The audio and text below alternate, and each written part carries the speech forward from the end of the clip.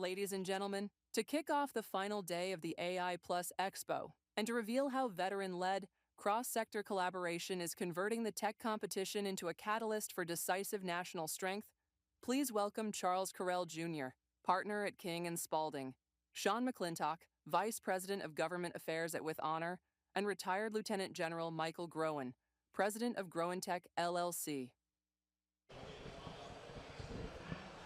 Well, good morning, everyone. Thank you all for being here. Today we're going to talk about being at a crossroads for organizations, especially government and military institutions. There's two things going on. One, their reputation and respect among our fellow citizens is probably at an all-time low. You see a lot of surveys. I was a little heartened to see the uptick in recruiting and retention recently. Maybe we're turning the corner. But at the same time, we've got AI that's going to transform every institution that we know. So we have this opportunity to take AI, we have this opportunity to rebuild institutions. And we'd like to examine today the role that veterans and veterans organizations can play. So Sean, I know that's an important issue for With Honor. What do you think in the political space we can do with veterans to rebuild trust? Yeah, no, thank you, Charles. So With Honor, I'd say, is a unique institution. We're a nonprofit, bipartisan organization, originally started to help get veterans elected to office. Veterans on the Hill are about 20% of the members right now. The staffers are even lower, it's about 2%. So With Honor really supports those veterans getting elected into office. And then part of that is that they take the pledge to serve with civility, work across the aisle, work with honesty and integrity, which seems pretty basic, but in our super partisan world we're in today, that's tough. We work closely on the House side with the 4-country caucus, and that's FOR. That's about 37 members of the House, and they work closely on national security issues, national service, and veterans. I myself, a retired naval officer, served 20 years as a helicopter pilot, and then worked in a couple Senate offices before joining the With Honor team last year. Thank you. General, given your experience standing up to Joint AI and other experiences you've had in the military, we hear a lot about tech in this conference about AI. Yeah. What do we need veterans to be doing to make sure that we smartly and efficiently transition with AI? Yeah, that's a great question, and thanks everybody for listening to us. I think Exhibit A is just right across the hallway there, right? Where you see there are people with uniforms on there, but almost everybody else has got a T-shirt of a unit they were in, or a jacket, that refers to their service. So our veterans are deep in all of these technical arenas. And it's really important that they are, because I think one of the things that almost every speaker in the big room there talks about capability development and how do we actually get the machine to go faster. And we do that, but we often kind of lean on technology and look at, well, this is a technological solution to the problem set. Our veterans are there to remind everybody that it's not just a technological transformation. It is a complete warfighting transformation in the Department of Defense. So we have to do things differently, and the people that know how to do military process, they know how to think through orders, they know how units work or systems work. Our veterans are so important to that, and the reason I think that it's really important to have that conversation, because almost every speaker in the big room the last couple of days that I listened to talked about AI, right? Of course, and we have to get this technology. We have to find ways to bring the technology into the government space or into the DoD space, and I think that's there's a chasm there, the functional expertise, the process expertise, the human expertise that knows how to build good applications, largely veteran communities. The warfighting experts don't have enough voice in the technical conversation today. And so what that leads us with lots of really good ideas and lots of good tech, but not a deep and broad implementation. I think implementation fails if you just think that you're going to bring a piece of tech drop it on somebody's desk and walk away and collect your check. It doesn't work that way. You need functional expertise. You need uniformed actors, and you need veterans in your companies to actually really understand the operating environment that your technology is going to operate in. Thank you. And continue with you, sir. As the architect of DoD's first Joint AI Center, you saw success and frustrations. What would be the biggest takeaway from that experience that you could share with us here today? Yeah, I laugh because I worked for General Mattis for a number of years. And General Mattis, somebody at one time accused him of getting frustrated. And he get his knife hand out and said, I don't get frustrated. I make people frustrated, right? Like, it's like no doubt who's in charge of that unit. So that was fantastic. But it is the frustration of how do you build the right kind of ecosystem, like inside the Department of Defense, for example.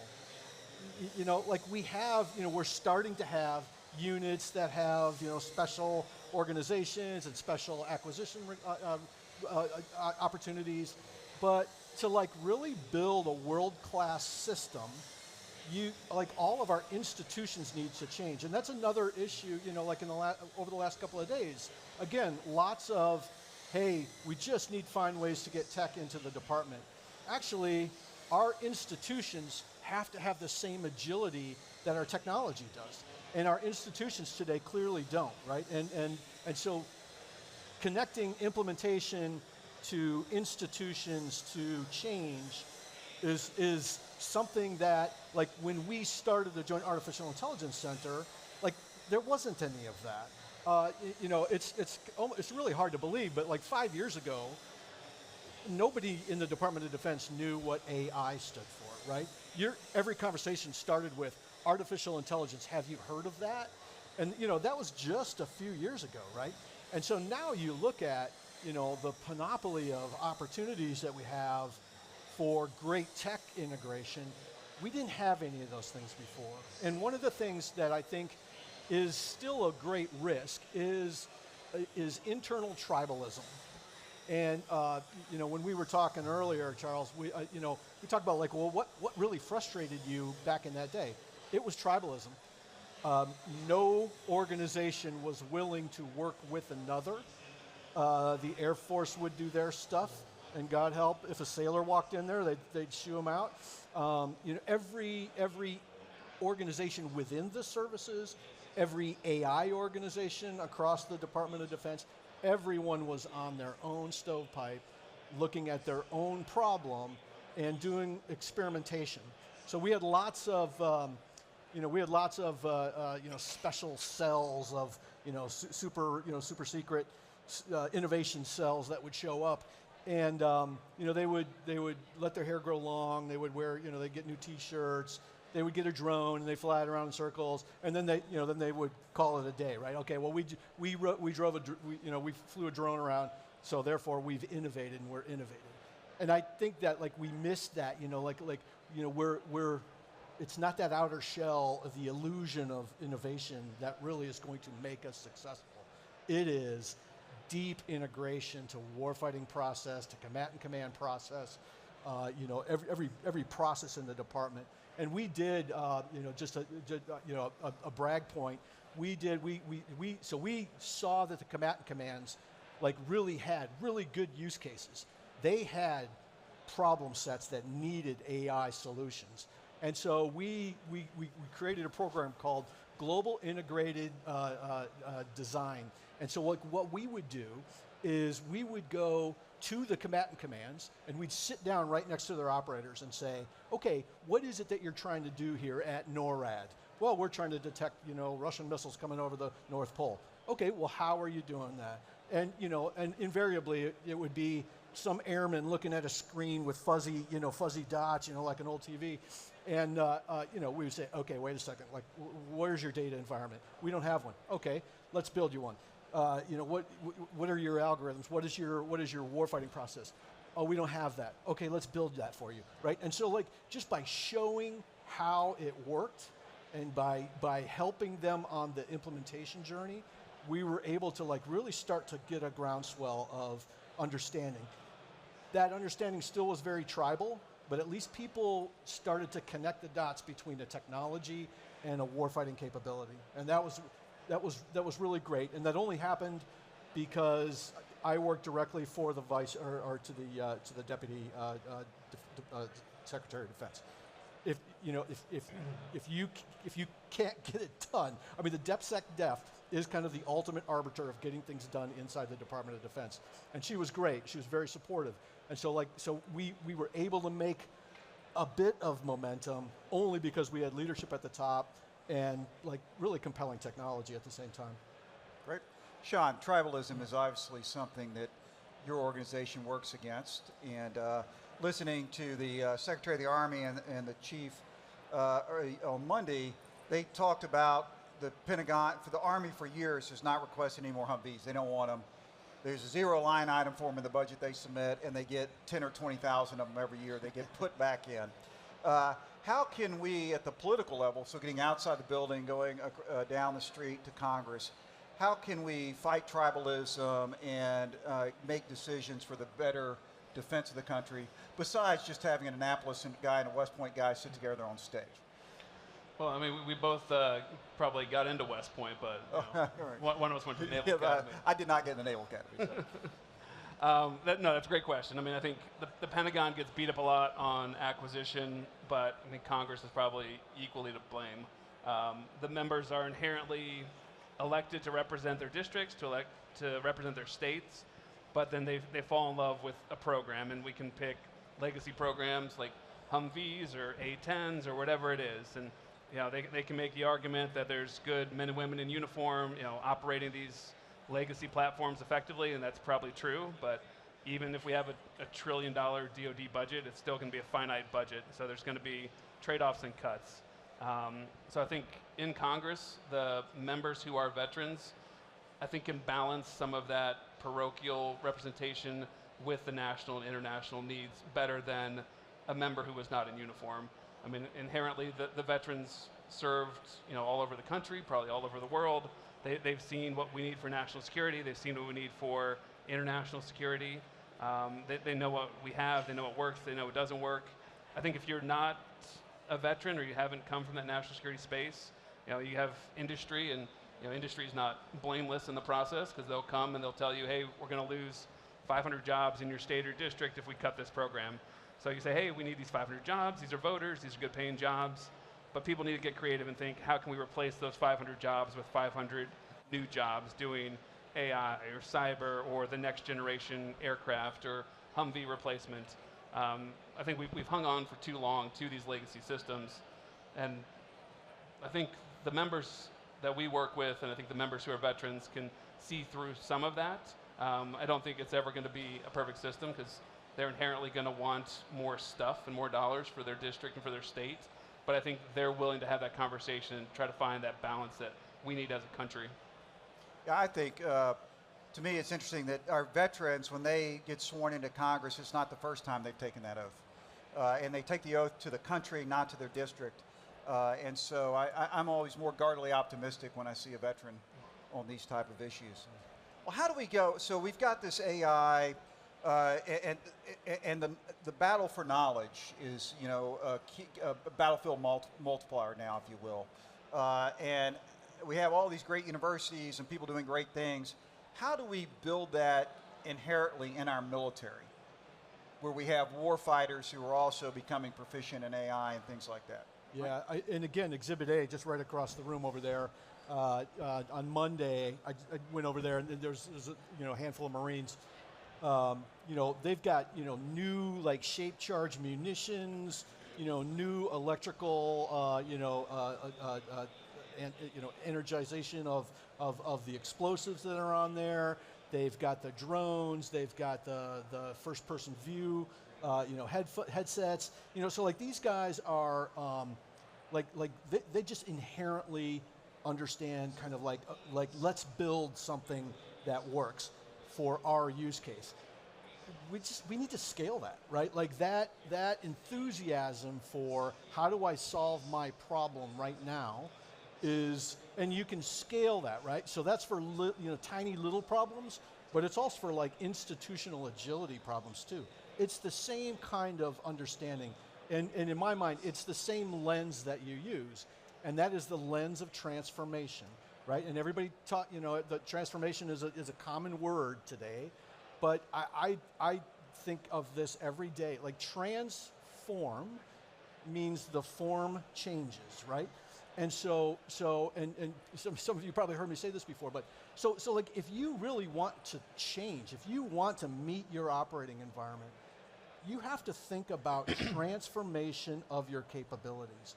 And so that means like you have to develop this idea of a transformational viewpoint, and how do you look at processes, as we do today, and judge them to like, okay, does that process is actually, given what we have today, this kind of data environment, this kind of access to AI, this kind of small tech, handheld stuff, like does that change the way that we should execute global strike? I mean, the Ukrainians just the other day, a clear demonstration of the power of an aircraft carrier. And what I mean by that is, they used a bunch of cargo trucks, snuck them in there, and had these big ice boxes full of drones.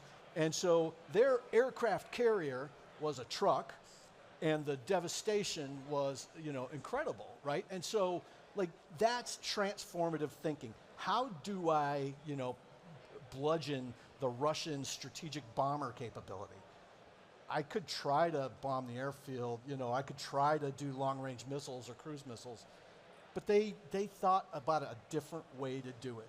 And that transformational thinking underpins everything that drives artificial intelligence applications, and not just in the military space, right? So, like, how are we going to transform healthcare?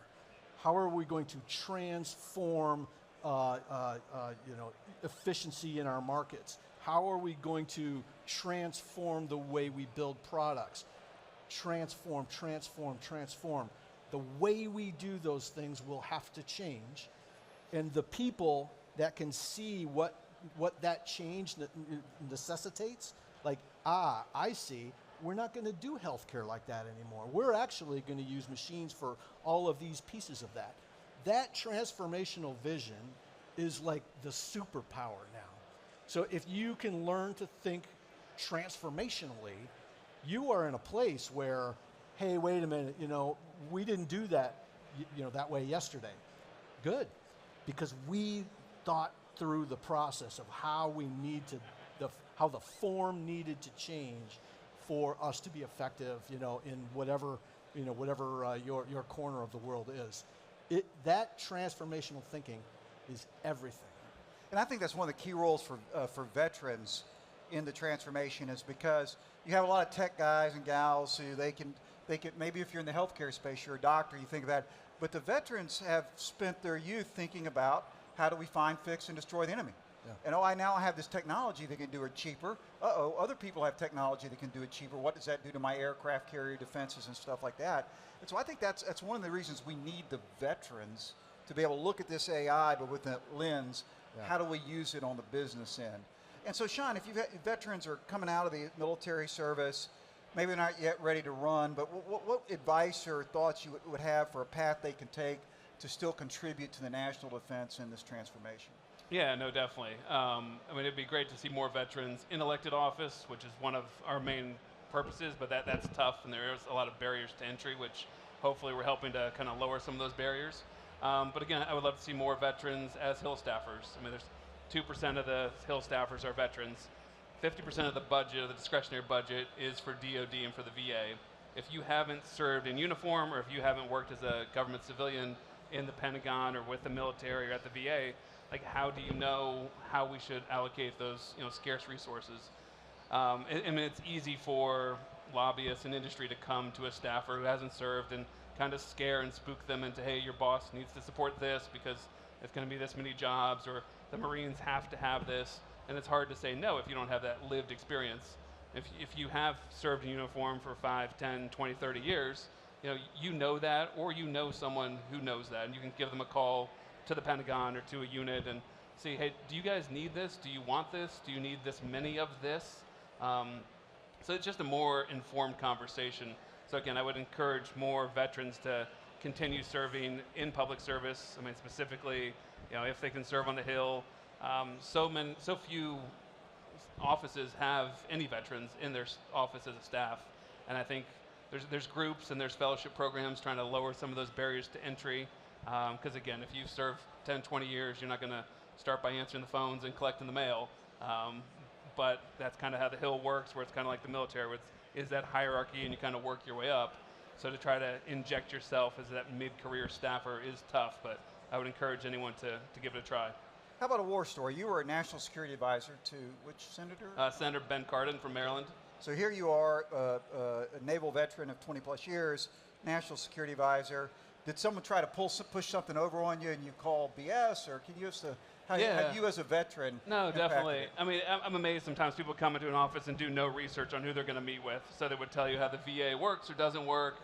Or my favorite one is, with the AI theme, we had amazing, super smart interns from great colleges. So we had someone come in and talk about AI in depth and way past my knowledge very quickly. But our intern had just graduated and knew more about AI than these lobbyists did. So it's amazing when they can push back, and again, having like those younger folks in the room, whether it's younger soldiers, sailors, younger tech congressional folks who can push back against that. And the tone of the conversation changed very quickly because the lobbyists basically knew they've been called at that point. Oh, good. And Sean shared a funny story that a lot of the congressmen are still so unaware of AI in their speeches, they'll read it as A1. Yeah, that's happened more than once this year, where the staffers will prepare and write AI, and you'll hear the members say A1, and if those are the guys and gals who are supposed to set policy for AI for the country, it's a little scary. So we should all have a bottle of A1 steak sauce on our desk, right? And so Mike, given you've retired and now, but you're still in the arena, how does being a veteran, how has it helped you continue to serve and influence the battlefield of tomorrow? Yeah, that's a great question. I think every veteran, whether you served 4 years or 14 years or almost 40 years, you have that deep sense of service, right? And I think that is so important, and everybody understands that in this space, and it doesn't go away. Like you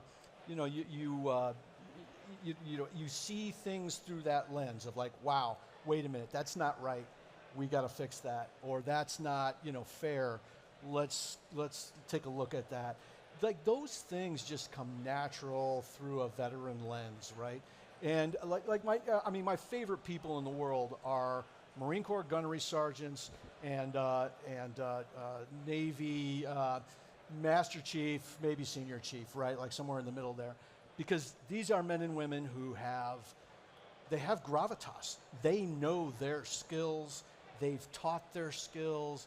They've put their arm over the shoulder of some young sailor, Marine, airman. And actually like led them to success. And this is the model that I think, I like to think that I look through the world through that same lens, right? Like let's look, how do we find a way to make all of you successful? And it works for organizations and it works for people too. And I think that is a core element of what it means to be in service. And then what that means to be, when you retire or you move on, because that same ethic drives your interactions with your neighbors, and it drives your interaction with the people you work with. And so I think having seen this from a lot of different lenses now, I still see the extraordinary value that service brings to humanity, to our society, to our families. I mean, like this is like, it's an artifact of the same transformational conversation. In transformation, how do you still keep your values? How do you still differentiate right and wrong and too risky and maybe acceptably risky. And that, that kind of, that sense of judgment for that is something that just like you get a muscle for that when you're, when you're in service. And so I think that all of that is directly applicable to what we do, to what we're trying to do today in tech. Nice. So let me ask you, to your respective service branches, and I don't think we talked about this before, but I think it's a good question. We're here at this AI conference, and we've heard a lot of entry speakers, seen a lot of interesting stuff. The Navy, what would you think 20 years from now, or 10 years from now, is the biggest change we'll see in the Navy with AI? Yeah, no, I think that's a great question, because I think when we talk about AI or cyber, it's not just in a vacuum, right? It's like, how does the Navy use AI? How does the Marines use AI? It's different use cases. I mean, the obvious one is probably the aircraft carrier. Like, they're starting to have more UAVs. I mean, the carrier air wing is going to change. The idea that, Congress says you're going to have 355 ships by law, and the Navy's at like 290.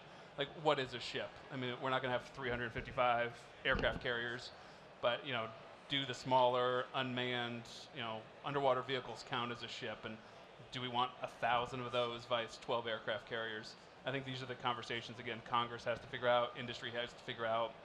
And I think it's really, for the Navy and probably the other services, like, what is the effect you're trying to achieve vice tools? Again, like, we can hopefully, as a country, as industry, make new tools to achieve these effects. I think it's backwards if you just say we have to have 12 aircraft carriers, we have to have 355 ships, we have to have this number of pilots. Like, we've probably, as a Navy or as a military, reached peak manned aviation. The number of pilots we have is probably just going to continue to decrease. So how do like Ed Harris said in Maverick, Maverick's a dinosaur, they're going away? That's right. I mean, Top Gun always gets it correct. On Top Gun 94, that's when it breaks. Yeah. That's right.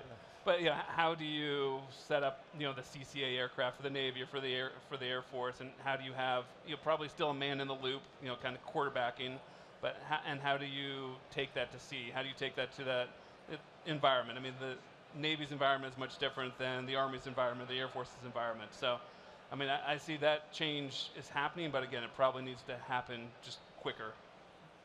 And high tech and the Marine Corps, you usually don't think of those two together, sir. But how is AI going to transfer? That's a spork. It's a spoon and a fork. That's right. Like, how cool is that? How's AI going to transform the Corps? Well, so I mean, the Marines are already doing some great things in, for example, in the Philippines, right? Putting long-range missiles that are movable, they're transportable on a small truck, like creating dilemmas for the enemy in new ways. And so, like, that's an incredible way to think. Just right after transformation, I mean, I also think we talk a lot about artificial intelligence, and that's good. We need to be talking about robotics. When does that artificial intelligence become physical?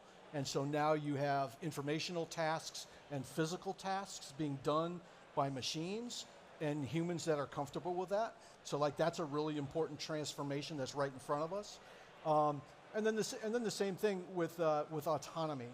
I have a hard time imagining a future Marine Corps operation that doesn't start to integrate autonomy in, whether it's supply and resourcing, whether it's intelligence and situational understanding, whether it's making a decision because you have a good sense of what your options are and you can optimize, like, okay, for this strike, I'm going to use this missile. For that strike, I'm going to send a platoon of Marines, to knock the building down. Like that kind of thinking applied is what I think where we all need to go, right? And I think that will necessarily, if our institutions allow it, it will result in lots of small teams without tribalism, small teams that learn from each other, small teams that recommend, small teams that say, what, the Navy did that, we could do that too, except we could do it, this way.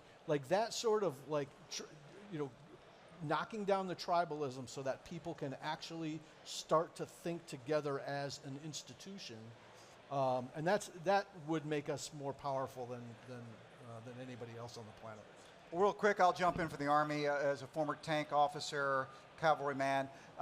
The transforming of the mechanized force, and the end of line of sight restraints where you can be in defilade and still hit somebody and not have to poke your head up. I think those. But to me, the real change for the Army, one of the biggest ones, is the increased real-time intelligence to really decrease the fog of war.